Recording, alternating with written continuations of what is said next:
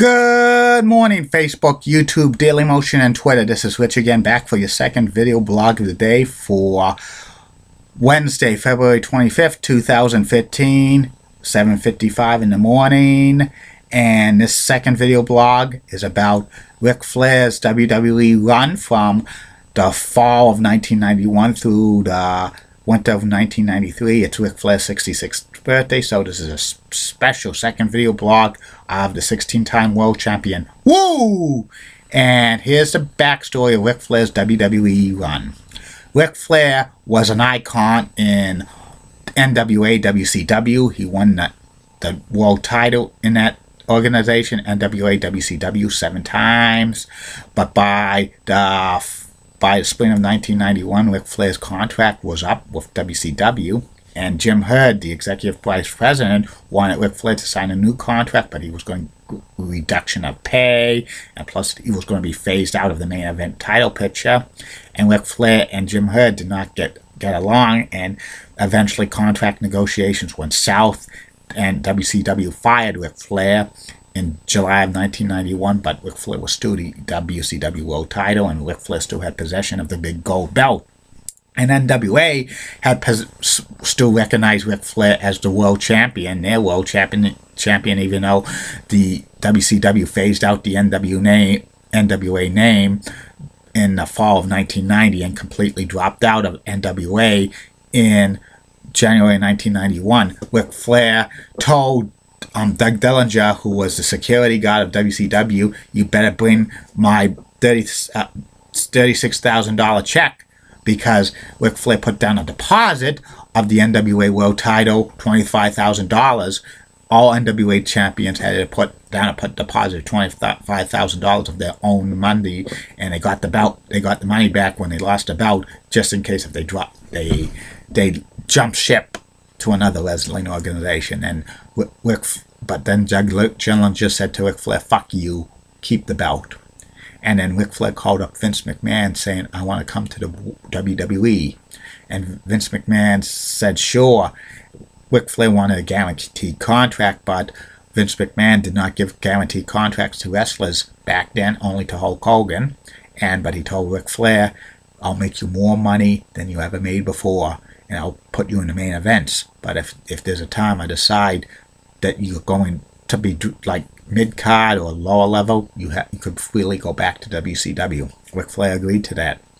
And then they started to promote Ric Flair pretty quickly in the WWE. The first mention of him was on WWE Wrestling Challenge at the end, when Bobby the Brain Heenan had the big gold belt, saying to Gorilla Monsoon and Jimmy Anvil Neidhart that they were saying that's not Hogan's belt. It's not Hogan's belt. This guy who owns the belt is a personal dear close friend of mine, but he's under contract with another wrestling organization.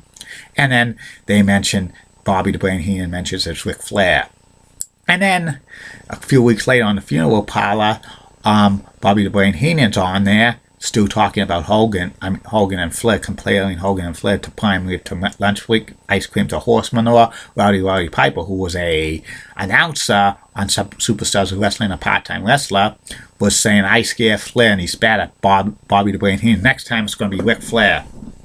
And a couple of weeks later, September 1991, on Primetime Wrestling, Ric Flair makes his WWE debut. In an interview segment with Bobby the Brain Heenan, says Ric Flair was happy, saying that if the money was right, I would come to the WWE, and he challenged Hogan and Piper.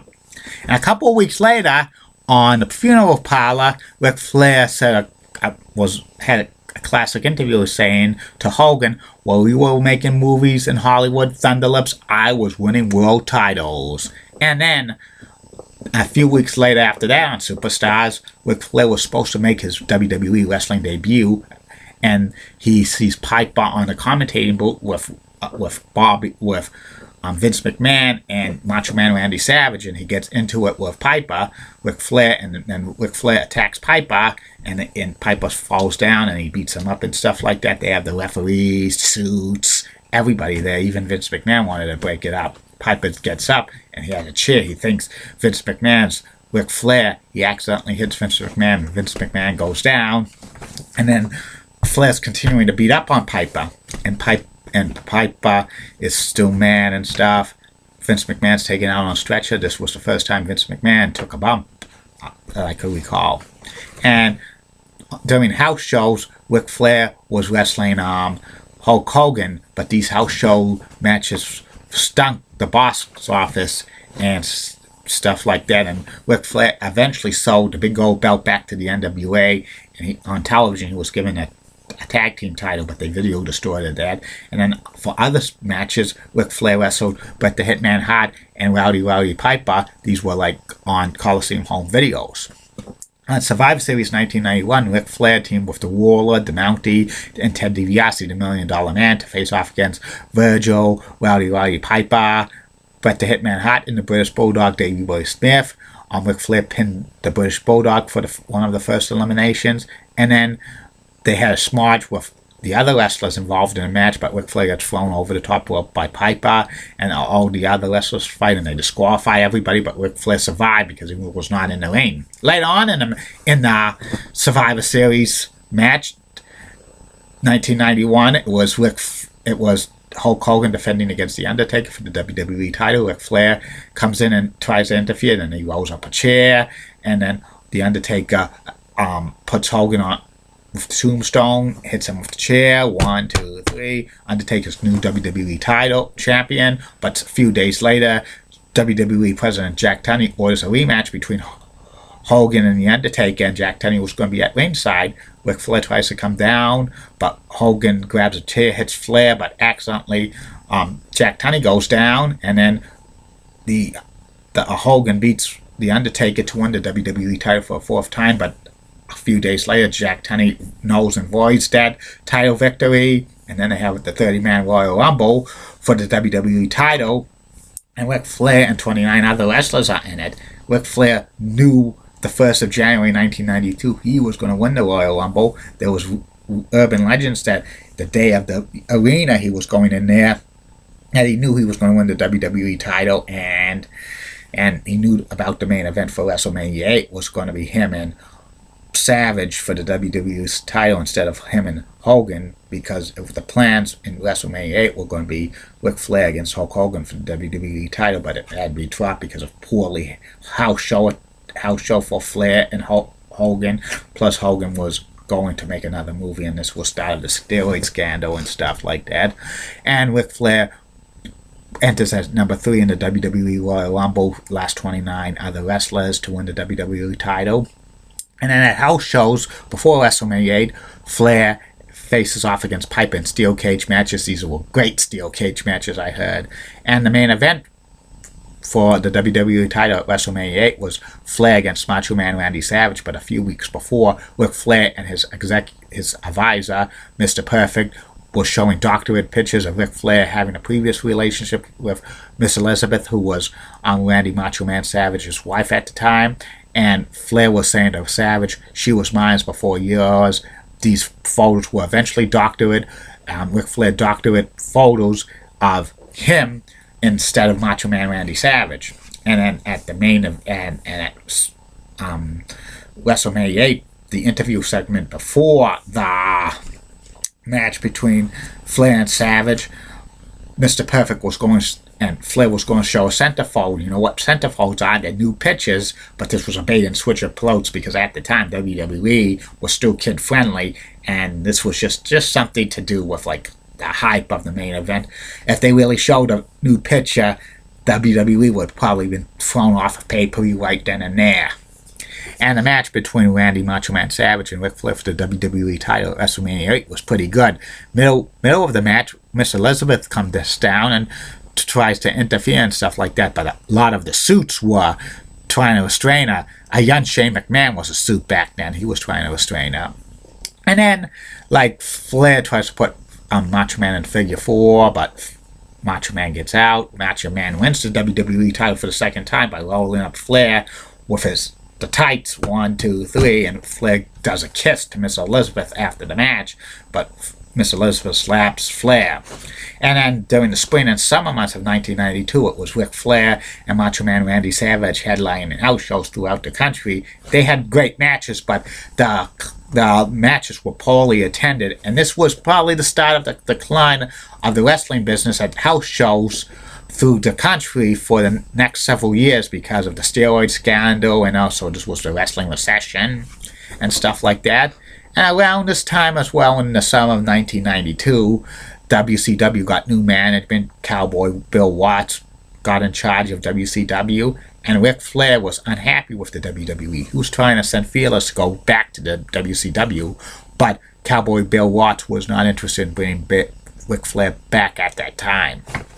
And the original plan for SummerSlam 1992 was going to be a retirement match for the WWE title. It would have been Ric Flair against Randy Macho Man Savage for the WWE title. Originally, the SummerSlam 92 was going to be held at the old Capitol Center in Landover, Maryland, but poor advance ticket sales brought the pay-per-view to England at Wembley Stadium in London, England, and they changed the WWE title match from Ric Flair versus Randy Savage to the Ultimate Warrior versus Randy Savage for the WWE title.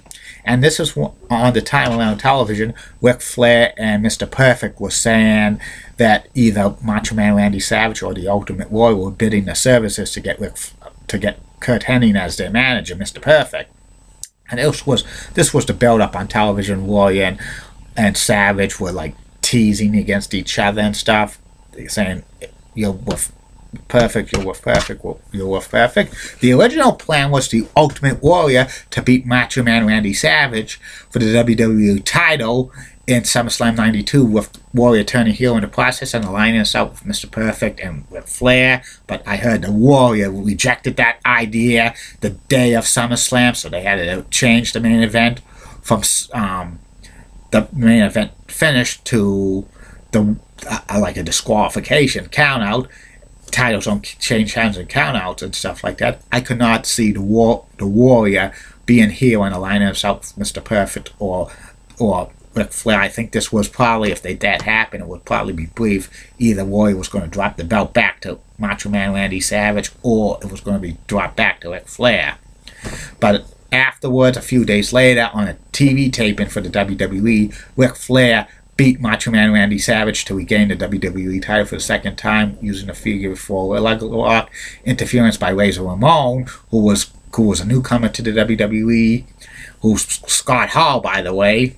And Savage was feuding with Razor Ramon, and Ric Flair was the WWE champion for the second time. He had some matches with The Undertaker at house shows and the Ultimate Warrior, but one of those house shows, I think in Hartford, Connecticut, Ric Flair suffered an injury. He suffered an inner ear injury, equilibrium, and he couldn't travel for a while, so the WWE had to get the world title off of Ric Flair, and he dropped it to Bret the Hitman Hart at a TV taping in Saskatchewan, Canada. Bret the Hitman Hart became champion on October 12th, 1992. Ric Flair didn't wrestle too much on television or on house shows until Survivor Series 1992. It was originally going to be Razor Ramon and Ric Flair against the Ultimate Warrior and Randy Macho Man Savage, the Ultimate Maniacs, but Warrior flunked the drug test. He was suspended and got fired by the WWE, and in his place, Mr. Perfect turned on Flair and Bobby the Brain Heenan and joined forces with Randy Macho Man Savage. Macho Man Randy Savage, Mr. Perfect, beat Flair and Razor Ramon at Survivor Series 1992. And this is the point when Ric Flair was going to be phased out of the main events and into a mid-card role. He was unhappy. He told Vince McMahon, "I want to leave the WWE," and Vince McMahon granted his wish. He called up WCW, and WCW decided to bring back Flair in, but he could not wrestle until like June of 1993 because he had a no-compete clause. And then Ric Flair started to be phased out of WWE. He still had like house show matches with Bret the Hitman Hart, Iron Man matches all across the country, which was pretty good.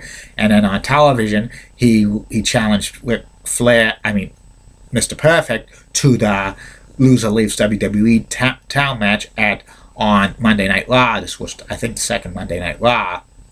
And then Flair and Perfect accepts it.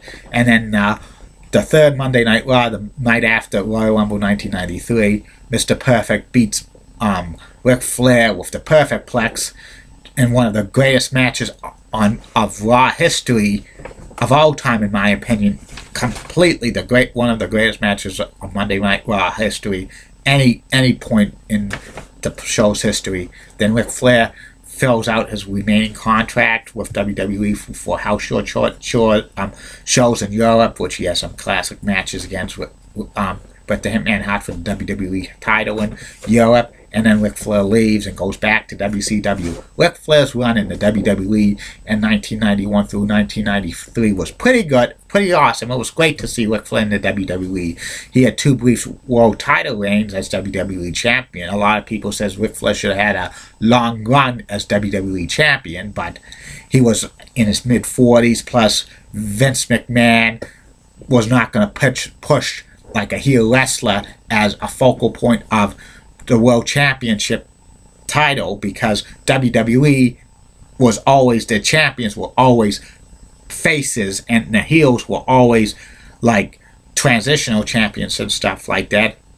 And Vince McMahon made a promise, like with Ric Flair was in the main events for most of the run in the WWE, and he just got phased out, and Ric Flair didn't like that, so he left and went back to WCW. A lot of people said that Ric Flair wouldn't have lasted that long in the WWE, that usually when big-time wrestlers came to the WWE, especially old NWA world champions like Dory Funk Jr. and Harley Race, they were kind of embarrassed. Dory Funk Jr. had to use the name of Hoss Funk, and Harley Race got the King gimmick. He was the first King of the WWE, but they were pretty good. But Ric Flair, I think, WWE run in 1991-1993 was pretty good, and it still showed that Flair had what it takes to be still a main event player in the world of wrestling, despite him being in his mid-40s. So Ric Flair's WWE run in 1991-1993, I give it maybe a B+. That's about it. Be back later, Facebook friends, YouTube followers, Daily Motion, and Twitter with 2 more video blogs. The 3rd one's going to be a surprise later on today. See you later. Bye now. Julie Platten's video blog's coming soon. Bye.